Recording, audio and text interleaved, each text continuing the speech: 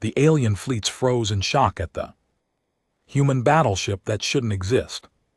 The missile hit us before I even heard the alarm. I was thrown across the bridge of the Ardent, slammed into the navigation rail, so hard that my vision went white for half a second. Around me, every console exploded into red. The deck tilted. Someone was screaming from the engine section. Petty Officer Dale Harris grabbed my arm before I hit the floor and yanked me upright. "Port thruster is gone," he said. His voice was flat and fast, the voice of a man who had learned not to panic, because panic cost time and time cost lives. "We've got hull stress on deck 7. I need your order, Commander." I gripped the rail and looked at the main display. The Caith formation was tightening, 312 warships pulling into a coordinated arc that our sensors struggled to map in real time. My ship, the Ardent, was a converted cargo hauler. Before the war, she had carried machine parts between Earth and the belt. Now she had missile tubes welded to her flanks and a crew of 91 people who had been sailors for less than 2 years. "Get us behind the debris field from the Carlisle," I said. "Use her wreckage as cover." The Carlisle was a 400M hauler.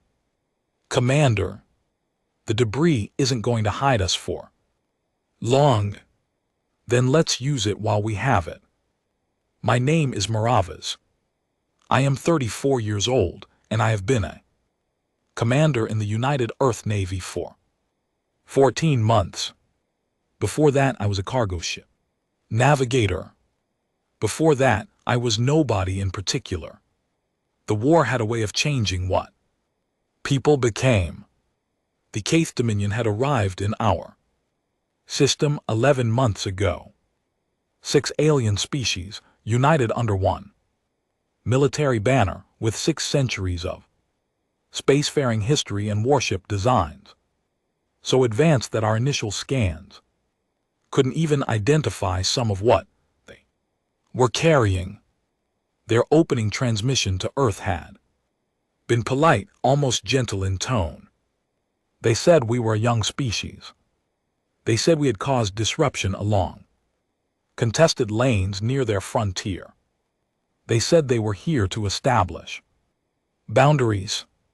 What that actually meant in practice was the systematic destruction of every human colony beyond our own solar system. Kepler Station fell first. I wasn't there for that. I heard about it the same way everyone did, through a transmission that cut out halfway through. The colony administrator, a woman named Grace Fuller, was still broadcasting when the signal died. She had been trying to log a full casualty count. She never finished. Proxima Colony fell 6 weeks later. I was there for that. I watched the evacuation convoys launch under fire, cargo haulers so overloaded that their hull plating groaned with every course correction. Children were loaded into shipping containers with oxygen recyclers and heat blankets. Adults gave up their seats so that more children could fit. The convoys ran for 4 days straight without stopping, and the Caith let most of them go, which was almost worse. Somehow, it meant the Caith weren't afraid of us. They didn't even feel the need to finish what they started. Our fleet, such as it was, had been built in 18 months of emergency engineering. Earth's governments had never planned for this. We had no standing military fleet. What we had was a shipbuilding industry, a lot of desperate engineers, and a population that had watched its colonies burn and decided collectively that it was not going to simply accept what was coming. The ships we launched were rough. The Ardent was one of the better ones, and the Ardent had missile tubes that had been welded on by workers who were learning the process as they went. Our targeting systems were sourced from 3 different manufacturers and required 2 separate software translators to make them talk to each other. Our reactor was an industrial model, not a military one, and it ran hot under sustained fire. My chief engineer, Lieutenant Pete Garrow, had taped a handwritten note to the reactor housing that read, "If this makes a sound you have never heard before, run." It was a joke. Mostly, what we lacked in technology, we made up for in improvisation. 2 months before the Kaith reached our solar system, my crew figured out that if we mounted salvaged Kaith targeting transponders on our hull, enemy ships would register us as one of their own. For approximately 4 minutes before their system caught the inconsistency. 4 minutes was enough time to close to firing range. It was not a tactic that worked twice on the same enemy unit, but the Kaith fleet was large enough that we kept finding units we hadn't used it on yet. Our tactical officer, Lieutenant Kara Noon, kept a running list. We had also developed what we quietly called the drift tactic. When a ship in our fleet was too damaged to fight but not yet destroyed, we would vent its atmosphere in controlled bursts to push it slowly into a debris field, then use it as cover while the crew either repaired or evacuated. The Kaith had not adapted to this yet. I did not know if it was because they had never encountered an enemy desperate enough to try it, or because it simply hadn't occurred to them that anyone would use their own wounded ships as terrain.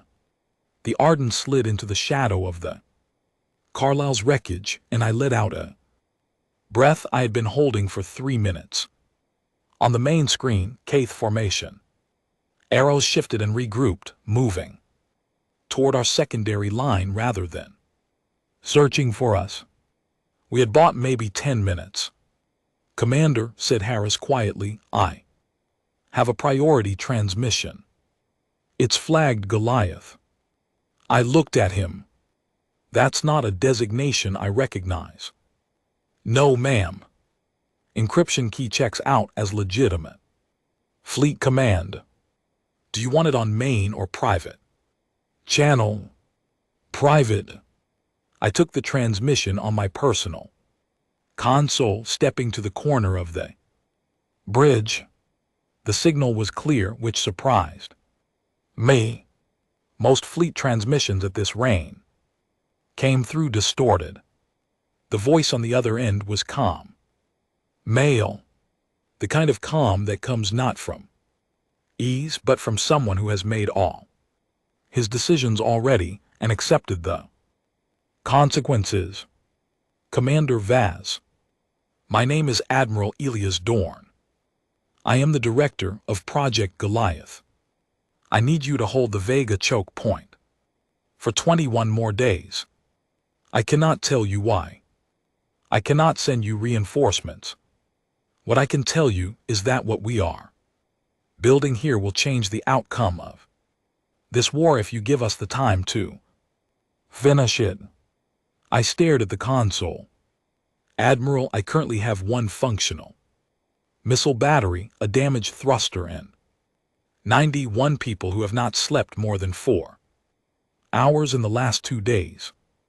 I know. I've read your action reports, every one of them. You are the best we have, Commander. I am sorry that isn't a better answer." There was a pause. I could hear something in the background of his transmission, a distant mechanical sound, rhythmic and massive, like something enormous being assembled. "What are you building?" I asked. "Something that shouldn't exist," he said. "Something that will make them stop." The transmission ended. I stood there for a moment. 21 days. On a ship with one working missile, battery, and a crew that had been running on cold coffee and willpower for the better part of a month. I thought about Grace Fuller's transmission cutting out. I thought about the children in the cargo containers. I thought about the fact that the Cathar fleet had 312 warships and we had 11. I walked back to the center of the bridge. "All right," I said. "Here's what we're going to do." Harris looked at me. Noon looked at me. Garrow's voice crackled over the intercom from engineering. 21 days, I said. We need to give someone 21 days. Any ideas? And the thing about people who have been fighting with nothing for long enough is that they never run out of ideas. Kara Noon started talking first, then Harris, then Garrow from below, and by the time the Keth formation shifted back toward our sector, we already had 3 new plans that had never existed before and would probably never exist again. That was what we had. Not firepower, not armor, not century-old warship doctrine. Just people who refused to be finished. 21 days. We started counting. No one prepared me for the size of it. I had been pulled from the Vega Line 4 days after Admiral Dorn's transmission. A fast courier ship arrived without announcement, matched our speed, and docking instructions came through with a single line attached: report to Cradle 0. Bring nothing. Tell no one. Garrow had grabbed my arm at the docking collar. "Commander," he said, and I could see he was working out whether to ask the question or let it go. "Keep them alive," I told him. 21 days from my call. If I'm not back, Noon has command. I didn't know then that I wasn't coming back to the Ardent. I didn't know a lot of things. The courier ship took me inward, past Mars, past the belt, all the way to Jupiter. We did not approach Jupiter directly. We came in along the gas giant's dark side, running passive sensors only, no active broadcasting. The pilot, a young man named Cal Rivers, who looked barely old enough to have finished flight school, did not speak. For 4 hours, he kept his eyes on the display and flew with the kind of focus that told me he had been doing this run long enough to know exactly how quiet it needed to be. "How many times have you made this approach?" I asked him about an hour out. 41, he said. "I've never seen another ship anywhere near this corridor." Good sign or bad sign? He thought about it. Good, I think. Means it's working. Then we came around Jupiter's shadow and I saw Cradle 0. It was not a station in any conventional sense. It was a structure, a complex of scaffolding and pressurized work modules, so large that my first instinct was to check whether my sensors had made an error.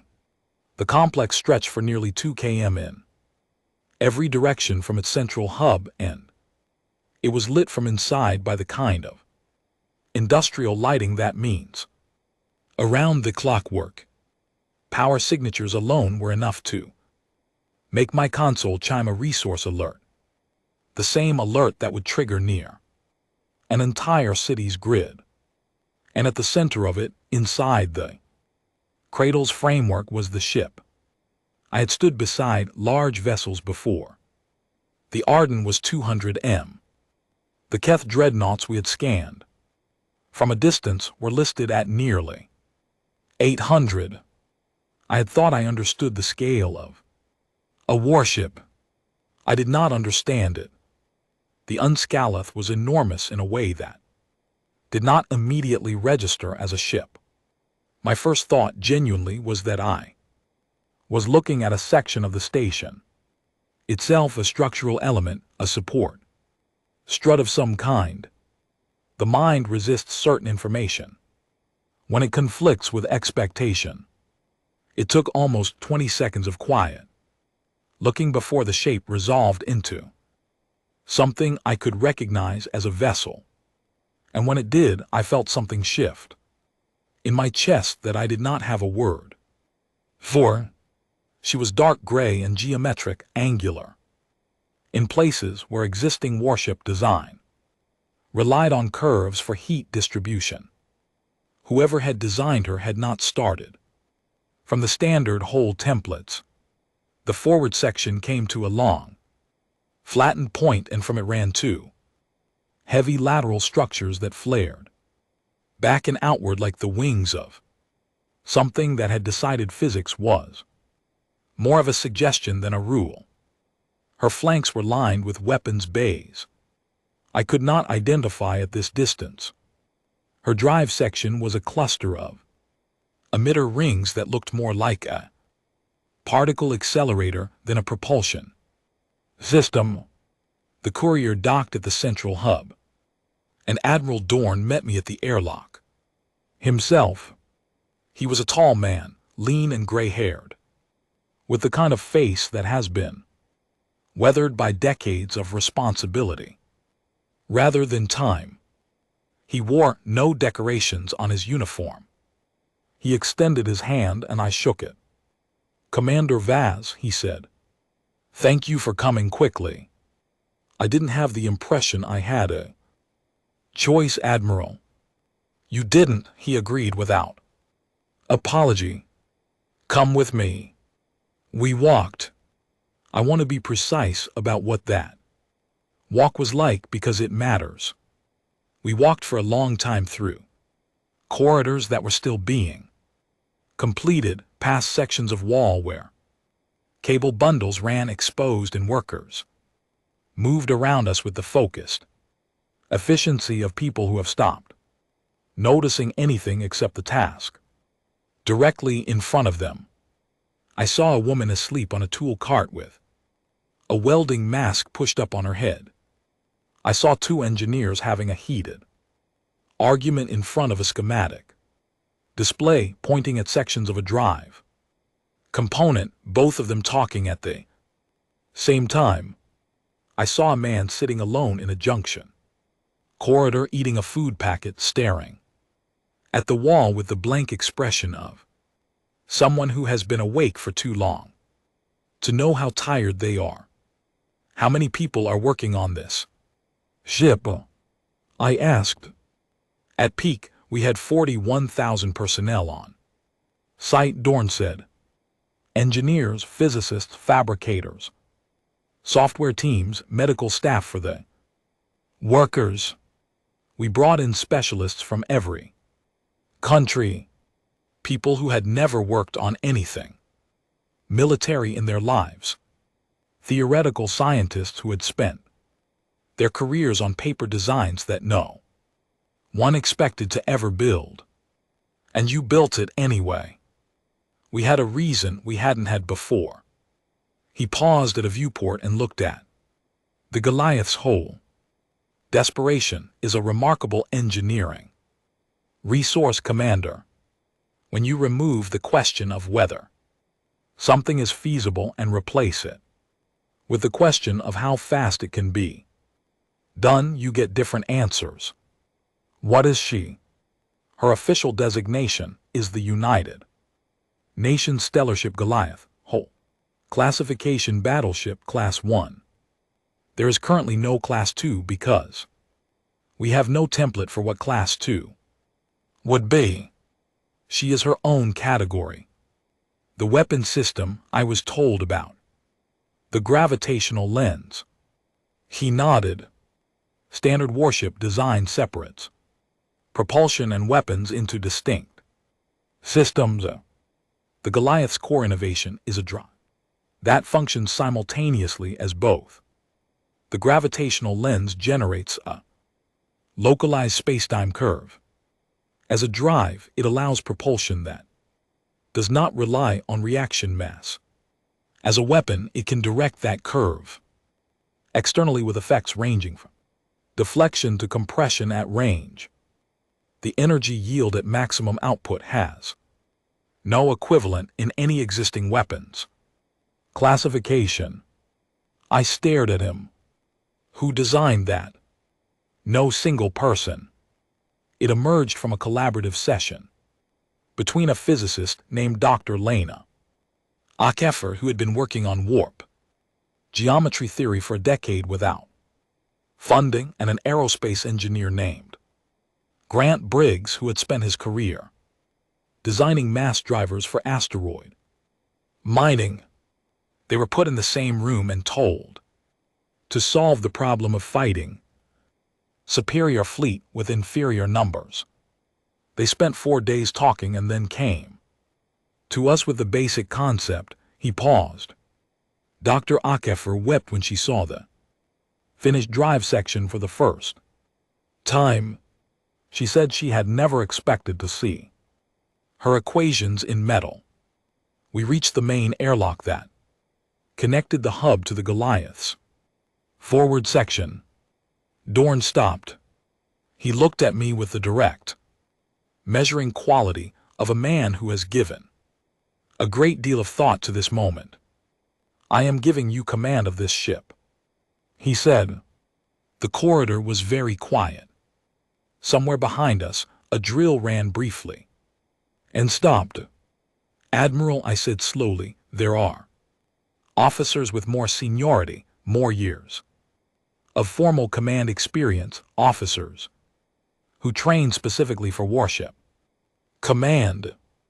Yes, he said. Then why me? He was quiet for a moment. Then he said something I have thought about many times since. Because when I read your action reports, every one of them, I do not see a commander managing a crisis. I see a commander who understands the cost of every decision in human terms, not strategic terms. When you describe the Vega holding action, you write about your crew first, and the tactical outcome second. Every time he looked at the Goliath's airlock, the officers with more years have learned to see past that. I need someone who hasn't. I didn't have an answer for that. I'm not sure one existed. There is one more thing I want to show you, he said. He led me down a corridor to a section of the ship's interior wall. It was a long panel of smooth gray composite, and it was covered from one end to the other. The surface was layered with things that people had attached during construction: photographs, handwritten notes, drawings, some of them clearly made by children, names written in marker, hundreds of names arranged in no particular order, just written wherever there was space. Some were in languages other than English. The construction crew started doing this about 6 months in, Dorn said. We didn't ask them to. One morning it was there. People whose families had been in the colonies, people who had lost someone, people who just wanted to put a name somewhere on the ship that was going to carry their work into whatever came next. He looked at the wall for a moment. We decided not to stop it. I read a few of the names. Some had dates next to them. Some had nothing but the name itself.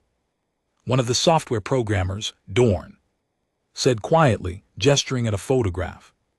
Near the center of the panel, a woman named Lily Ford, age 19, programmed the targeting integration system. She used combat data transmitted from the front lines by her older sister, who was serving aboard a convoy escort. The data covered 17 engagements. The sister's convoy was lost 6 weeks before the Goliath's targeting system was completed. I looked at the photograph. A young woman with short hair grinning. At the camera, holding a coffee cup. Lily finished the system, Dorn said. She didn't stop working. She just finished. I stood there reading names until I ran out of the ability to process them. Then I turned around. Show me the bridge, I said. The command deck of the Goliath was nothing like the Ardens. It was large, designed for a crew of 12. At primary stations with room for 30. Support personnel, and every console was built from components that had been custom engineered for this ship. There was no translation software. There was no taped note on the reactor. Housing. The displays were clear and fast, and when I sat in the command chair for the first time, it did not creak. Outside the forward viewport, Jupiter was a stripe of brown and amber across the dark. I looked at it for a long moment. Then I looked down at the console in front of me, at all the systems ready and waiting, at the power readings that made the Arden's entire output look like a pocket light by comparison. I thought about 91 people running on 4 hours of sleep and cold coffee. I thought about Lily Ford, 19 years old, finishing her work. I placed my hands on the console. All stations, I said. This is Commander Voss. Let's learn this ship. And far below, in Jupiter's shadow, something that shouldn't exist came alive for the first time. The Kth Fleet arrived on a Tuesday. I know that detail seems small, but I keep coming back to it. 340 warships of the most powerful military coalition in the known galaxy, closing on Earth's solar system for the final action of the war, and it happened on a Tuesday. Something about that has always seemed both completely ordinary and completely impossible at the same time. We were ready. I want to be clear about that because it matters. We had run the Goliath through every drill I could devise in the 11 days since I took command, and the crew had responded with a kind of focused intensity that I had never seen before. Even on the Ardent, these were not career soldiers.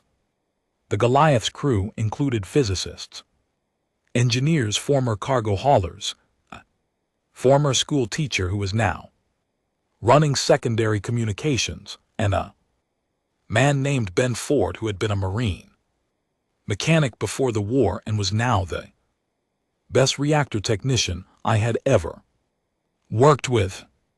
They had built something they believed in, or they had worked alongside people who had built it, and that belief translated into a quality of attention that was remarkable to watch. Those 11 days had not been comfortable.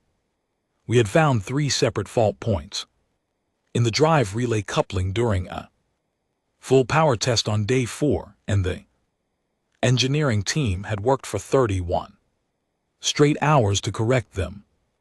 On day 7, the targeting system had dropped offline during a simulated engagement scenario, and Lily Ford had diagnosed a cascade error in less than 4 minutes and fixed it in 8.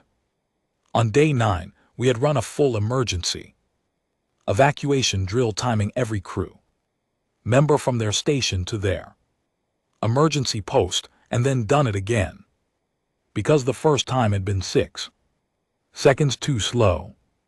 I had not slept more than 5 hours on any of those 11 nights, but I had felt with growing certainty that the Goliath was not just a ship anymore. She was a living system, and her crew had become the mechanism that made her function. They were finding each other's rhythms. They were learning how to be fast without being careless. They were, in the specific and serious way that only matters in an actual emergency, becoming ready. I had placed the Goliath in high Jupiter Orbit engines cold, all active emission. Suppressed. To any sensor that wasn't looking. Extremely carefully, we read as a dead station fragment, which was not an unusual thing to find in Jupiter's orbital zone. We had 2 full Earth Navy squadrons, positioned as our visible response, 11 ships total in a standard defensive formation near Mars. They had their orders. They were there to look like all we had. They were there to make the case. Confident. Confidence, I had learned, was a form of blindness. The Caith fleet entered the system at 1400 hours Tuesday through the standard ingress point past Saturn. Their formation was textbook, which told me they weren't expecting serious resistance. A fleet that expects real trouble enters in a dispersed pattern, harder to target, easier to reform. A fleet that expects a negotiated outcome enters in a tight, impressive formation designed to communicate overwhelming force. The Caith came in tight. Fleet Admiral Vreth was in command. I knew his name from the intelligence reports. He had commanded the Kepler campaign and the Proxima campaign, and he had never, in 40 years of military service, lost an engagement. I thought about that a lot in the hours before they arrived. I thought about what it must feel like to go 40 years without losing, and I thought about what that might do to the way you saw the universe. I think it makes you certain. And certainty, I had found, was another form of blindness. Our 11 ships fell back toward Earth as the Caith advanced, which the Caith would read as retreat, a demoralized force, giving ground, exactly what they'd expect from a fleet that had been outmatched for 11 months. The Caith squadron commanders would be reporting to Vreth that the humans were running again. Vreth would be calculating intercept vectors. He would be thinking about how to phrase the surrender terms. He would not be looking at Jupiter. Commander, said Lieutenant Nina Cole, from the sensor station, the Caith forward elements are passing the asteroid belt. Main body is 40 minutes behind. Acknowledged, I said. All stations begin warm-up sequence. Quiet start, full electromagnetic suppression until my mark. Around me the bridge crew moved without sound. That was something I had trained into them in 11 days. The Goliath had active masking technology, but it had limits, and the most important thing I could do was make sure we didn't give the Caith anything to notice until I was ready to give them something impossible to ignore. I stood at the forward viewport and watched Jupiter on the display. The gas giant filled the screen in deep amber and brown, its storm bands slowly rotating the way they had for 4 billion years, completely indifferent to the fact that a war was ending or beginning. In its shadow, I thought about the Ardent. I thought about Garrow and Harris and Kara. Noon. I had sent them a coded message before we went to communication silence. It said, hold position. Something is coming. They didn't know what. They were still out there somewhere, 11 ships against 340, doing what we had always done, which was improvise and refuse to stop. Caith main body is passing inner asteroid belt, Cole said. Forward elements are now within Mars orbit. I waited. Timing was everything. Too early and they would see us coming and have time to adjust. Too late and our 11 ships would be engaged and damaged before we arrived. Commander, Cole said with a different quality in her voice now. Vreth's fleet is decelerating. They're holding position at Mars. I looked at the display. She was right. The Kth formation had stopped advancing and was holding a stationary position, roughly where Mars would be at its closest approach to the Kth century. Vector. That was unusual. That was not a fleet moving to accept a surrender or to deliver a final engagement. That was a fleet waiting for something. Any communications from our 11 ships? I asked. Yes, said Communications Officer Sam. Brett. Our forward squadron reports that Breatha has broadcast a general frequency message to Earth. He's giving a 48-hour window for a formal surrender. He says if Earth surrenders within 48 hours, he will guarantee safe conduct for civilian populations. I stood very still. He's being patient, I said. Looks that way, said Cole. I thought about that. Breatha had 340 ships. He could finish this in an hour if he chose to. Instead, he was offering 48 hours. That meant one of two things. Either he genuinely did not want to cause unnecessary harm, which was possible but which I was not counting on, or he had been told about Project Goliath by someone and wanted time to assess whether the intelligence was credible before he committed to a full engagement. Either way, his patience had just given me exactly what I needed. Mark, I said. On every console across the Goliaths, bridge systems came online. The drive rings hummed in the hole. The weapons bay cycled through activation sequences. The reactor output climbed from cold idle to full operational in the way that only something very large and very powerful climbs, not quickly but with a weight to it, the way a mountain is tall. I felt the vibration through the deck plates. It was low and deep and constant, the kind of vibration that tells you something enormous is awake. The lights on the bridge shifted slightly as power was redistributed from passive to active systems. The air itself seemed different, charged with the output of systems that were never meant to idle. Activate the masking field, drop on my count, I said. Then full drive. We are not easing out of this.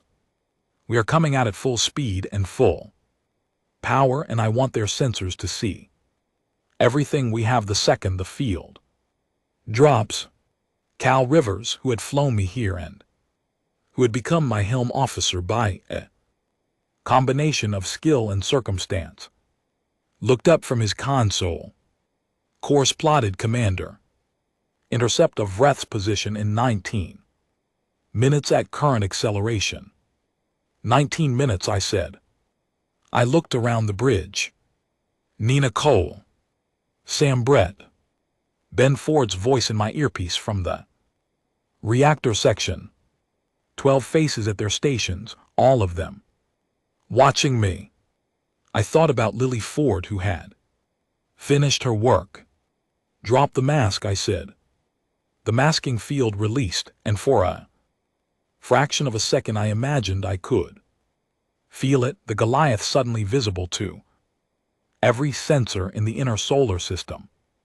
A contact that no Keth targeting system had a classification for. 3 times the mass of anything humanity had ever launched, running at full power toward the enemy fleet. On the Keth side, what happened next took 16 seconds. That was how long it took for Vreth's sensors to process what they were seeing, generate an alert, route that alert to tactical command, and produce a fleet-wide response. 16 seconds. I know because Cole timed it. She told me later that she had started counting from the moment the mask dropped, almost unconsciously, the way People count seconds during a storm, too. Measure how far away the lightning is. She got to 16 before anything happened. Then every Keth ship in the formation went to emergency stop. Not a combat maneuver. Not a tactical reposition. An emergency stop, the kind every spacefaring vessel has for when something goes catastrophically wrong. 340 warships representing 6 civilizations with 600 years of military experience all hit their emergency brakes at the same time. They froze. I watched it happen on the main display, and I did not feel triumph. I felt something quieter than that. I felt the weight of what I was looking at, which was an entire military alliance, the most powerful in the region of space we knew, stopping dead, because it had encountered something it did not have a category for. Vreth's tactical AI was running searches.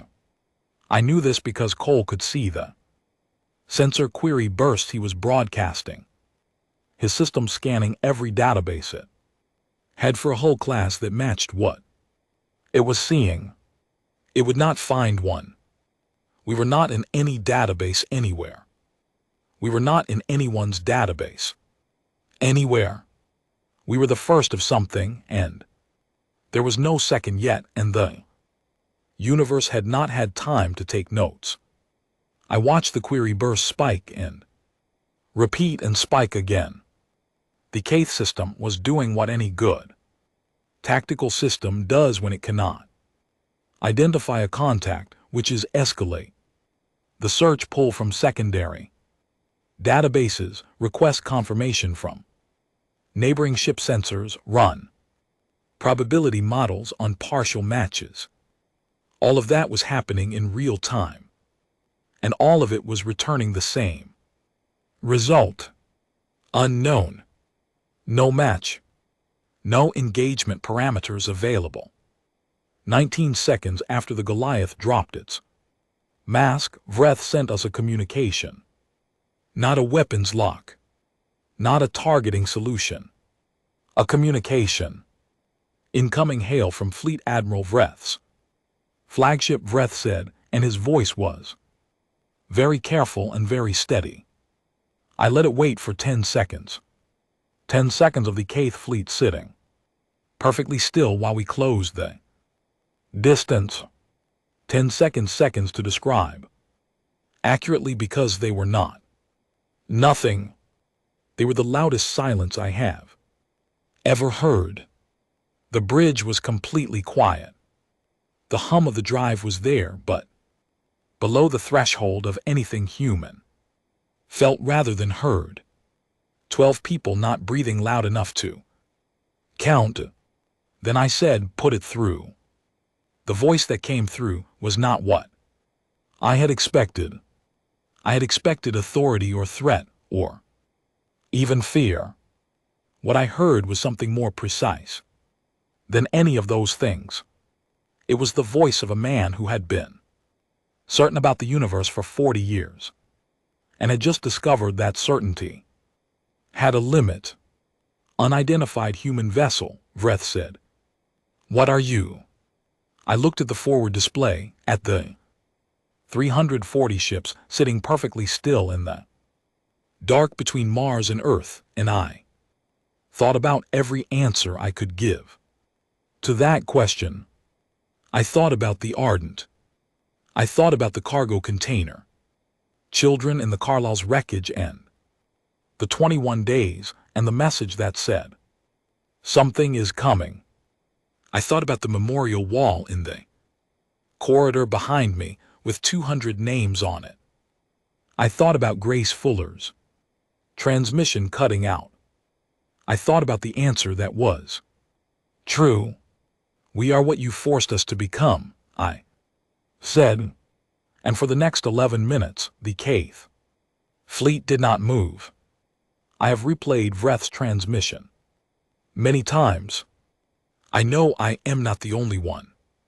It is probably the most analyzed piece of audio in human history now, those 11 words, what are you, but in the moment sitting in the command chair of the Goliath with 340 alien warships.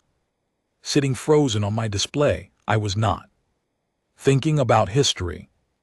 I was thinking about what came next. What came next was very simple in theory and very difficult in practice.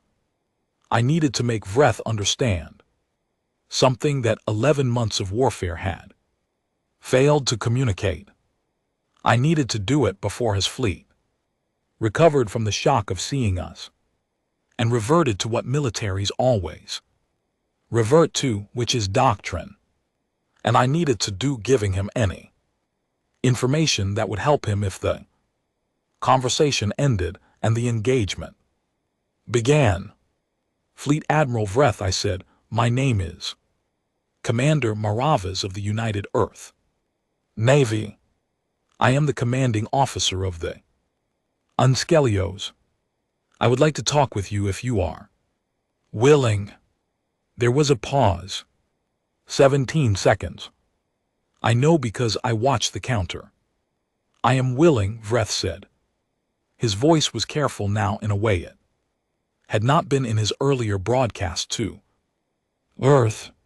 For the moment, I am going to begin by telling you something that you may find difficult to accept, I said. This ship was built in 18 months. The drive system you are currently reading on your sensors was designed in a collaboration between a theoretical physicist and an asteroid mining engineer who had never worked in military applications before. The weapons targeting system was programmed by a 19-year-old who had never written military software before. She was handed the task. None of the key contributors to this vessel were military professionals. They were ordinary people who were given a problem and a reason to solve it. Another pause.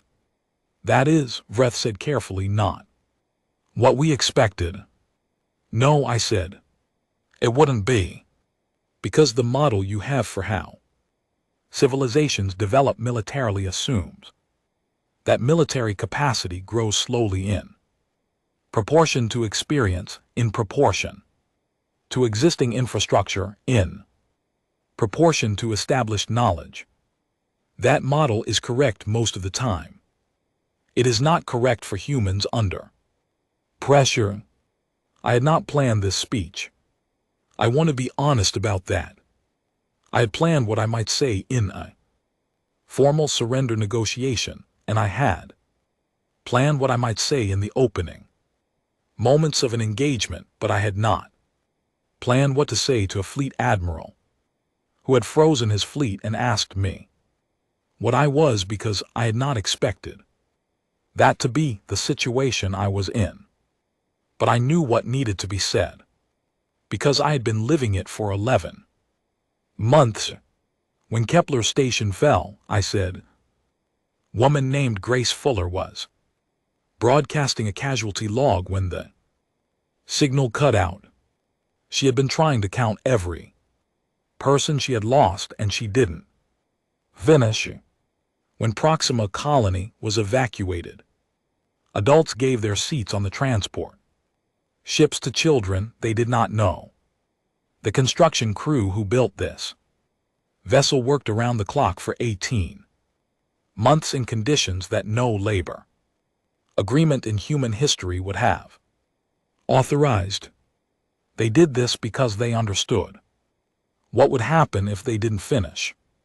They built a memorial into the walls of this ship before she was even launched. Names and photographs of everyone who hadn't made it that far. I could hear the bridge behind me, 12 people not making any sound at all. I am not telling you this to make you feel guilt, I said. I am telling you this because I need you to understand what you are looking at when you look at this ship. You are not looking at a weapon system. You are looking at the collected response of a civilization that you pushed far enough to find out what it was capable of. And the answer, Fleet Admiral, is that we did not know either. We had never been pushed that far before. Another pause. Longer this time. 31 seconds. When Vreth spoke again, something had shifted in his voice. "You are saying," he said slowly, "that you did not know you could build this." "We did not know we could build this," I confirmed. "We found out because you gave us no other choice." I watched the display. The Kaith formation had not moved. The 340 ships sat in their positions. And I found myself reading that stillness is something other than threat.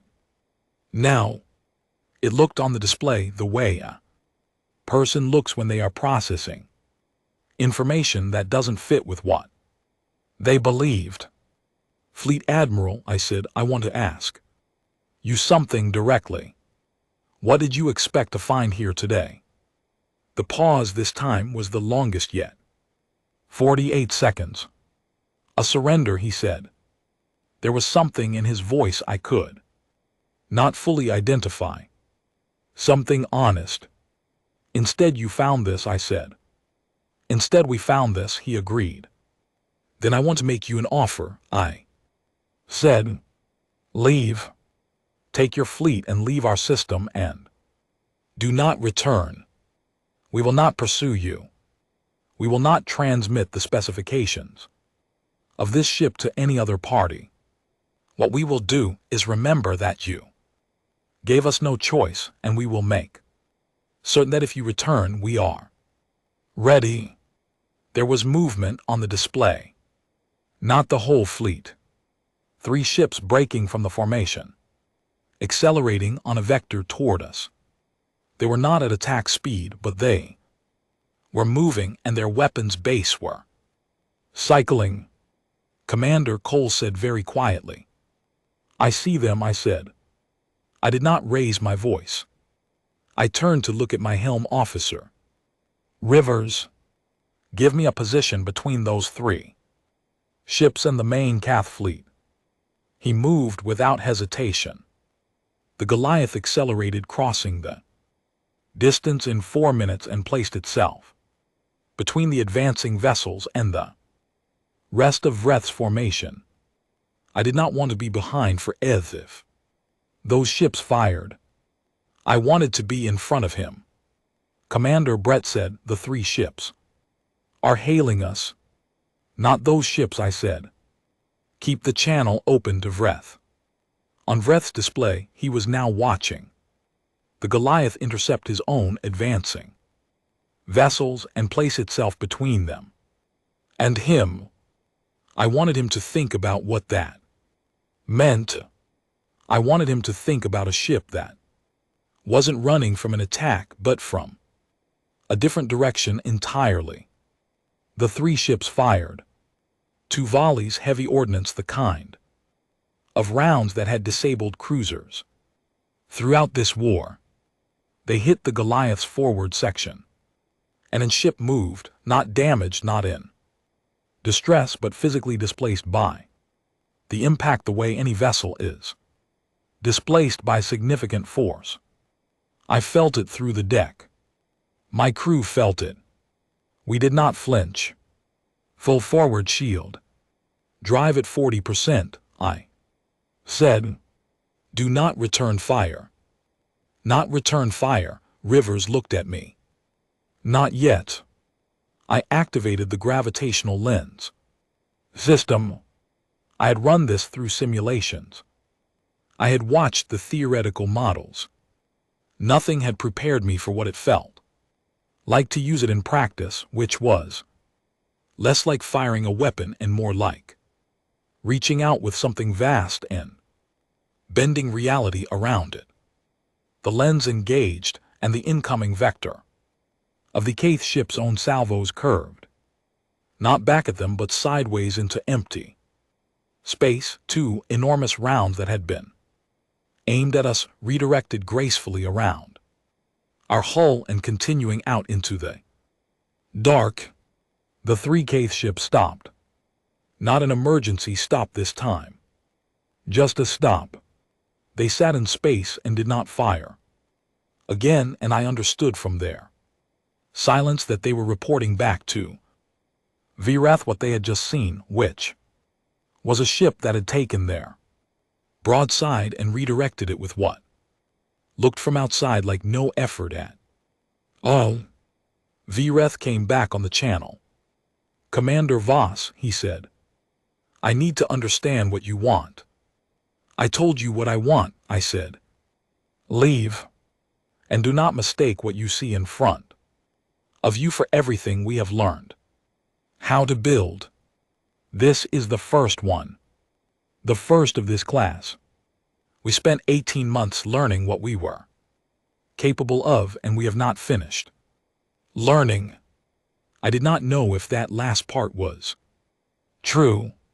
I had no idea what Earth's engineering capacity looked like after the Goliath. But I believed it because I believed in Lily Ford and in Grant Briggs and Dr. Ockefer and in every person whose name was on that wall in the corridor, and I believed that if the war continued, humans would not stop building until they ran out of problems to solve. More importantly, I believed Vrath would believe it. On the display, 2 sections of the Kaith fleet began a slow course change. Not the whole fleet, but I recognized the colors on their transponder signals. Alvari and Sen ships, 2 of the 6 species in the Dominion. They were repositioning quietly, putting distance between themselves and the rest of the formation. Something was fracturing. Fleet Admiral, I said, your coalition is not a single decision. The Alvari and the Sen are already making their own. I would suggest that the next decision you make is yours, not theirs. 40 years of command. 40 years without losing. I watched the display and I waited. Vrath's voice when it came back was very quiet and very precise. We will withdraw, he said. I want it formally noted that the Dominion withdraws pending review of current engagement parameters and a formal assessment of the situation. This is not a surrender. Noted, I said. Neither is this. The Kaith fleet began to move. It took nearly an hour for all 340 ships to complete their course changes and begin the transit back toward the system ingress point. I watched every minute of it. My crew watched every minute of it. No one on the bridge said anything for a long time. When the last Kaith transponder signal faded past Saturn's orbit, Ben Ford's voice came over the intercom from the reactor section, very dry and very calm. Commander, he said, reactor temperature is nominal. She didn't even break a sweat. I sat back in the command chair, and for the first time in 11 months, I did not have a decision to make in the next 60 seconds. The feeling was so unfamiliar that for a moment I did not recognize it. It was quiet. Well, said Cal Rivers from the helm. That was something. Nina Cole laughed first. Then Brett. Then Rivers.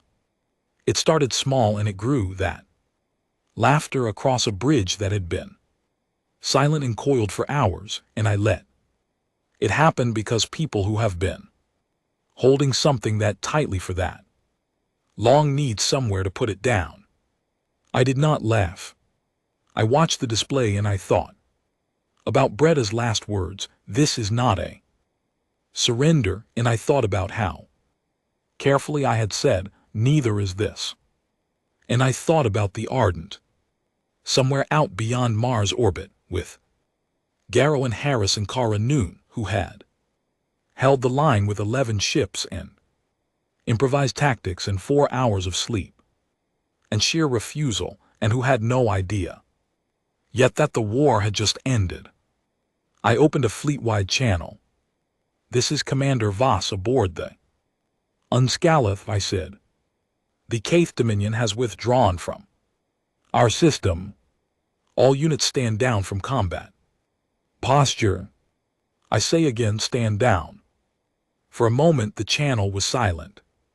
Then every ship in the human fleet, all 11 of them, responded at the same time.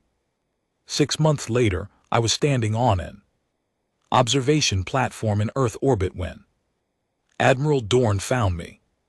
He did not say anything right away. He came to stand beside me at the railing and looked out through the transparistile at the Goliath, which was parked in high orbit and visible from down here if you knew where to look, a dark shape among the bright ones. It had been 6 months, and the world had not quite figured out what to do with itself. The war was over officially. The Kth Dominion had not returned. The Alvari and the Essen, the two species that had quietly repositioned their fleets during the confrontation, had sent separate diplomatic envoys within 3 weeks. They had come not as representatives of the Dominion, but as civilizations that wanted a different conversation than the one the war had been having. They were cautious and formal and very curious, and the meetings were slow, but they were meetings, which was more than we had 11 months ago. The rest of the Dominion was silent. Not aggressive, not conciliatory, just silent. Intelligence reports suggested internal disagreements of considerable scale. Vreth had returned home to a review process that was still ongoing. I had no information about how it would end. I thought about him sometimes, about 40 years of certainty, meeting the Goliath in the dark near Mars. I thought it was probably not a comfortable thing to be him right now. The memorial had been held 4 days ago. 41 million people, the final count of human casualties from the war. I had attended quietly, in uniform, standing in the back of the crowd at the main site in London, anonymous among thousands of others who had also lost people and who were also standing in the back, not quite knowing how to be in the presence of a number that large. I had not spoken. No one had asked me to speak, and I had not offered. I was not sure I had words adequate to 41 million people, and I was wary of pretending otherwise. Grace Fuller's family had spoken. Her son, a young man named Oliver Fuller, who was maybe 22 years old, had read from the last complete transmission she had sent before Kepler's station fell. It was not the casualty log, the one that had cut out. It was a message she had sent to her family a week before the fall, when things were already very bad, but not yet at the end. It was an ordinary message in most ways, asking after her daughter's school play, reminding Oliver to call his grandmother, telling her husband she missed him. At the end of it she had written, "I think we are going to be all right. I really do. Keep going." Oliver Fuller had read that last line, and then stopped, unable to continue. The silence in that space had been complete. I had left before the ceremony ended, because I could not remain in that silence without coming apart, and I was not ready to come apart in public. Now 6 months on, I was standing on this platform watching the Goliath and trying to understand what I felt. Dorn spoke first. The Galactic Review body published their classification, he said. The 7 neutral civilizations who observed the conflict. Their formal report is about 400 pages. But the relevant sentence is in the summary. He looked at the Goliath. Humanity has been reclassified from emerging spacefaring species to uncontested threat to your civilization. They created a new category. I looked at him. They made a new category. They did. I thought about that for a moment. How does that feel? He looked at me. How does it feel to you? I thought about it honestly. Strange, I said. It feels like being named after the fact. Like someone is describing something that happened and didn't know what to call it while it was happening. That's accurate, he said. No one knew what to call it while it was happening, including us. Below, through the transparisteel earth turned slowly. It was early morning over the Pacific, and the cloud cover was low and white, and beautiful in the way that things are. Beautiful when you have recently been close enough to losing them that you remember exactly what they look like. I had a conversation with the Alvari envoy last week, Dorn said. Third-generation diplomat. Very polished, very careful. She asked me something I've been thinking about since. He paused. She asked what the Goliath cost us. What did you tell her? I told her the project budget. And she said that wasn't what she meant. He was quiet for a moment. She meant the other cost. The kind that doesn't go into a budget. I looked at the Goliath. She was bright in the sunlight up there. The first of her class, and from this distance you could not see the names on the wall in the corridor or the photograph of Lily Ford with her coffee cup. You could only see the whole, clean and enormous and unlike anything that had existed before. I've been thinking about Lily Ford, I said. Dorn nodded. He knew who I meant. She's still on the ship, I said. Working. She asked to stay on as crew after the ship launched, and I approved it. She's 19 years old and she's the best targeting systems technician we have. Because she built the system. She knows it better than the manuals do. Because she wrote the manuals. I paused. I check on her sometimes. She seems all right. She works a lot. She's teaching 3 other crew members how the system runs. She finished her work, Dorn said, and I recognized the echo of what I had told him the first time I saw the memorial.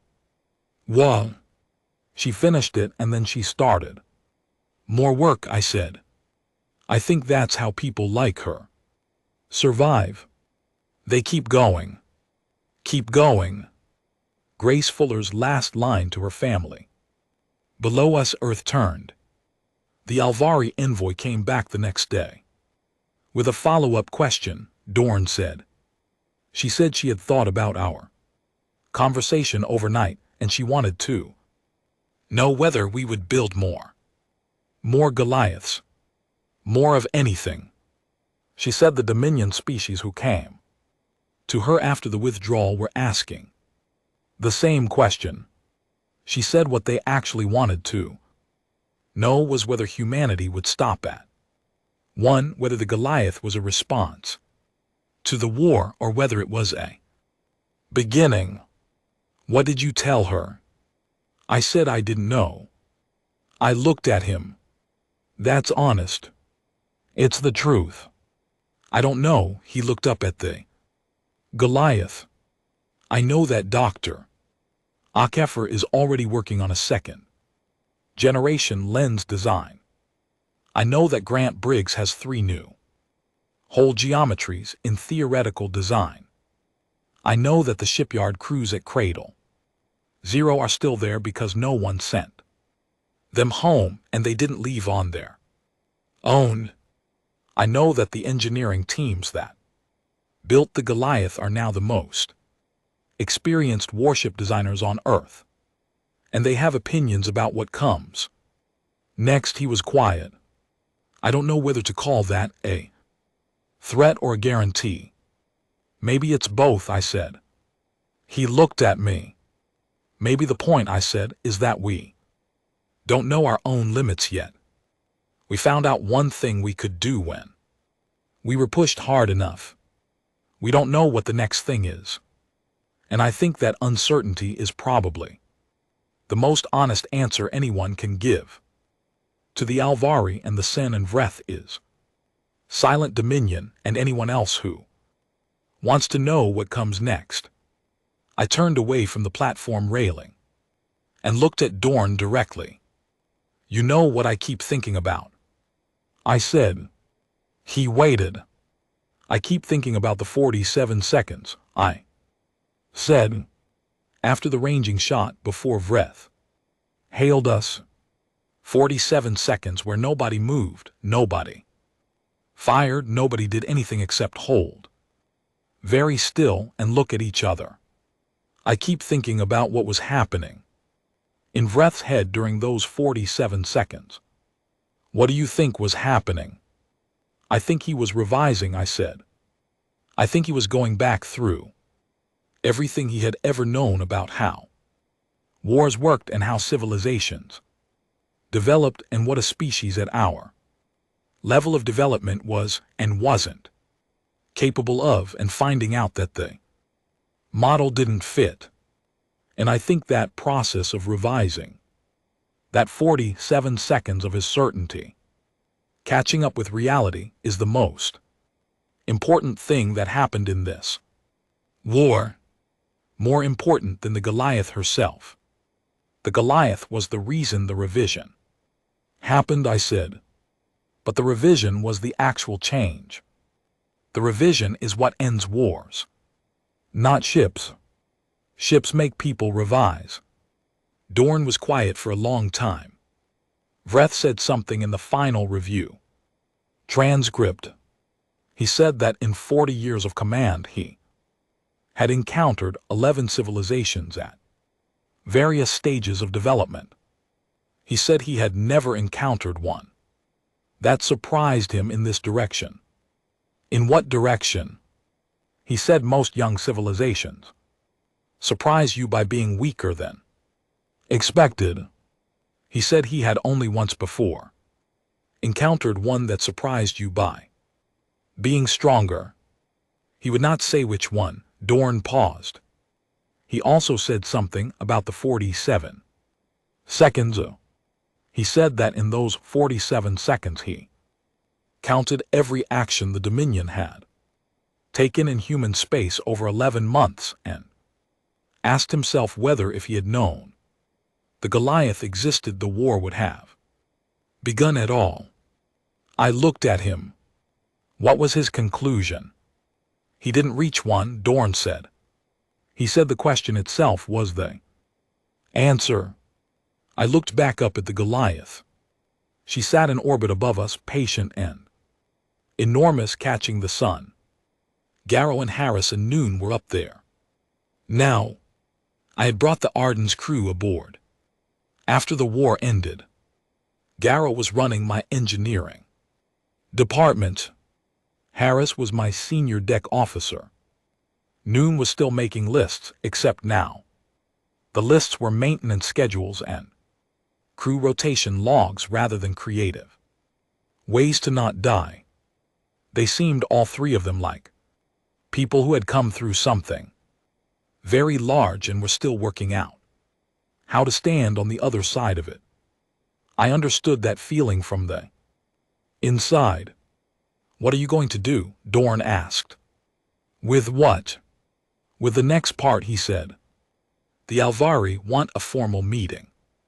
The Sen have requested a technology exchange discussion, which is premature, but probably means they're afraid and want friends.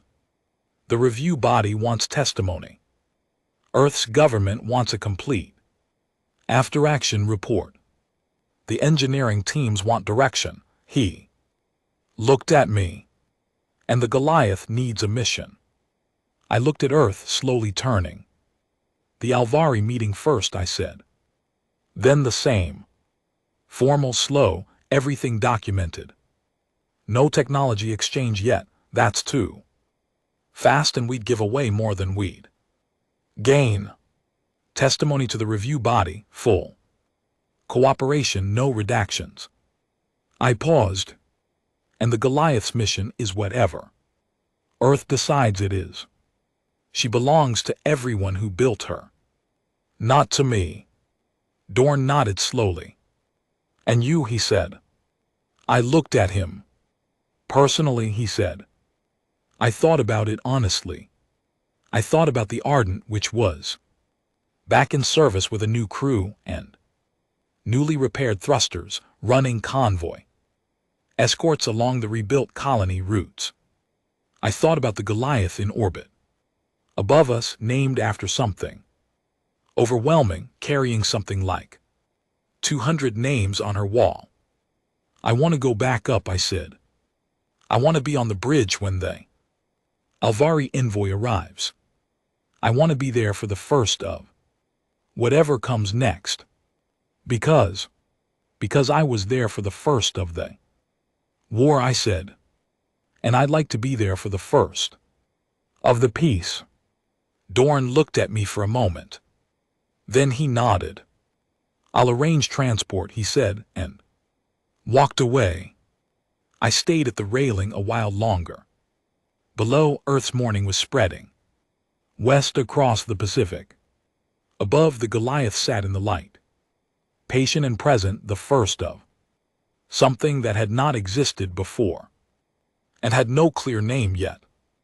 I had been asked in a dozen interviews since the war ended how I would describe what the Goliath was, what she represented, what it meant that humans had built her in 18 months in a shipyard that officially didn't exist. I had given different answers to different people because I was still working out the honest one. Standing on that platform, watching the Earth turn and the Goliath shine, I thought I was getting closer to it. We had not known what we were capable of.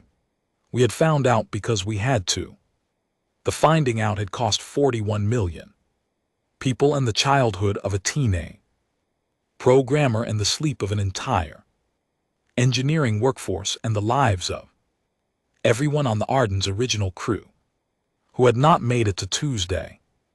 And the answer we had found was not comfortable, and it was not clean, and it did not fit neatly into any category the rest of the galaxy had prepared for us. Brecht had asked me what we were. I had given him an answer in the moment, because a moment required an answer. The honest answer, the one I was still working toward, was simpler and stranger, and more difficult than anything I had said in that conversation. We were still finding out. 6 months since the war and 100 years of finding out still ahead of us. Just like I had told the Alvari envoy. And somewhere up in that orbit, 200 names on a wall, and Lily Ford teaching 3 crew members how a system worked, and a reactor that hadn't broken a sweat, and a ship that shouldn't exist that did. I pushed off the railing and walked toward the transport dock. There was work to do.